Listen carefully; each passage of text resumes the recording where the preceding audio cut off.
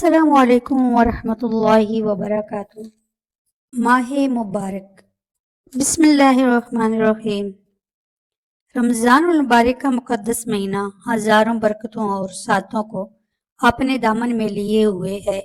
رحمت کے دروازے کھلے ہیں اور صبح و شام حق تعالی شانہ کی طرف سے منادی ہو رہی ہے، اے خیر اور بھلائی تلاش کرنے والوں، آگے بڑھو اور شر اور برائی کے طلبگار باز آ جاؤ۔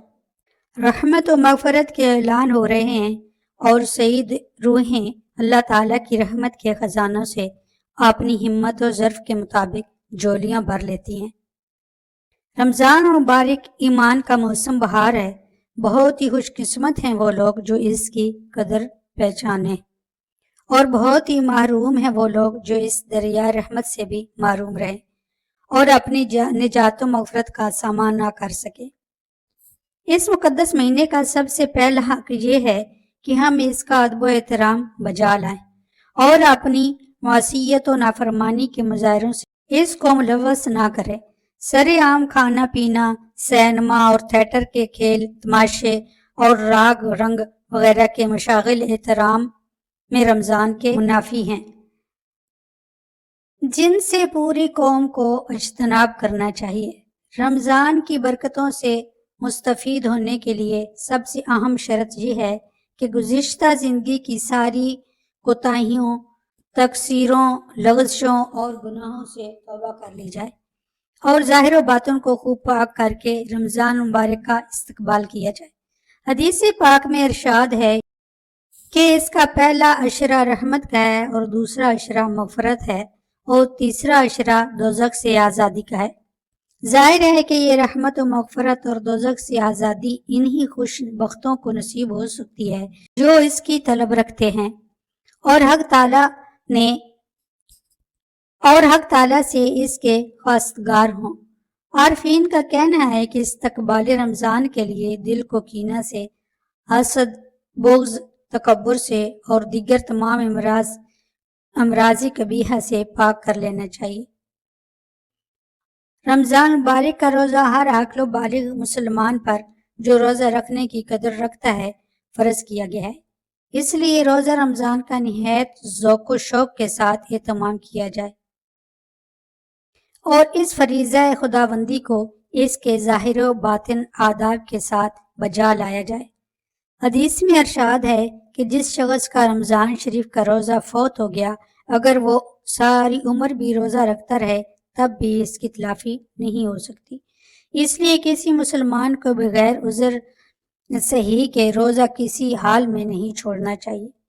یہ روزہ نفس امارہ کی اصلاح کے لیے، تریاق اور شیطان کے حملوں سے بچنے کے لیے ڈھال ہے۔ اور رمضان مبارک کے پورے مہینے کے روزے مائع دیگر لوازم کے دراصل حصول ولایت کا نصاب ہیں۔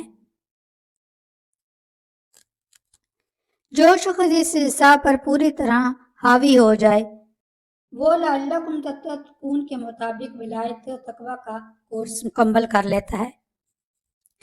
رمضان المبارک میں نماز باجماعت کا بھی بہت ہی اہتمام ہونا چاہیے، بلکہ ہر مسلمان کو کوشش کرنی چاہیے کہ کم از کم رمضان المبارک کے مہینے میں اس کی کسی نماز کی تکبیر اولیٰ بھی فوت نہ ہونے پائے۔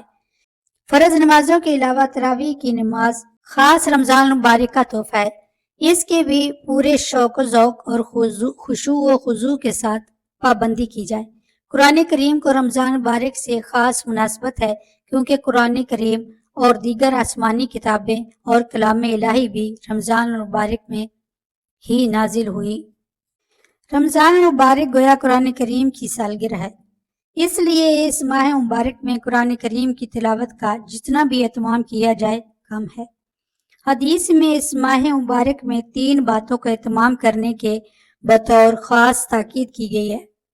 ایک کلمہ طیبہ لا الہ الا اللہ کی کثرت، دوسرے جنت کی درخواست کرنا، تیسرے دوزخ سے پناہ مانگنا۔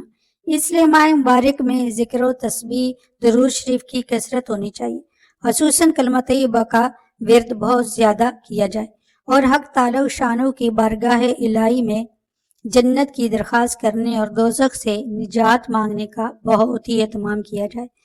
رمضان مبارک کو مواصلات اور ایک دوسرے کی غم خواری و خیر خواہی کا مہینہ بھی فرمایا گیا ہے۔ اس مہینے میں مومن کے دل میں ہمدردی و خیر خواہی اور کمزوروں کی خبرگیری و داد رسی کا جذبہ بڑھ جانا چاہیے۔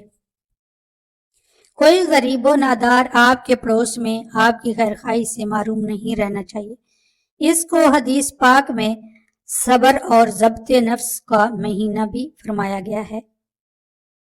اس لیے صبر و استقامت اور ضبط نفس کی مشق کے لیے یہ مہینہ بہت موزوں ہے۔ کسی شخص کی جانب سے آپ کے ساتھ زیادتی ہو تو درگزر کیجیے۔ کوئی شخص ایذا پہنچانے کی کوشش کرے تو انتقام کی فکر نہ کیجیے۔ کوئی درشت کلامی کے ساتھ پیش آئے تو اسے پی جائیے اور جواب میں تلخی و ناگواری کا مظاہرہ کرنے سے گریز کیجیے۔ یہ چند اشارات ہیں جن کے مطابق ہمیں رمضان مبارک کے بابرکت ایام گزارنے چاہیے۔ واقعہ یہ ہے کہ یہ ایک ایسا انقلابی مہینہ ہے کہ اگر اس کے آداب کو صحیح طور پر بجا لایا جائے اور پوری امت اس کی برکتوں اور سعادتوں کو مکمل طور سے حاصل کرنے کی طرف متوجہ ہو جائے تو اس امت کی کایا پلٹ سکتی ہے اور آسمان سے خیر و رحمت کے دائمی فیصلے نازل ہو سکتے ہیں۔ سبحان اللہ۔ اللہ رب العزت ہمیں عمل کرنے کی توفیق عطا فرمائے۔ آمین یا رب العالمین۔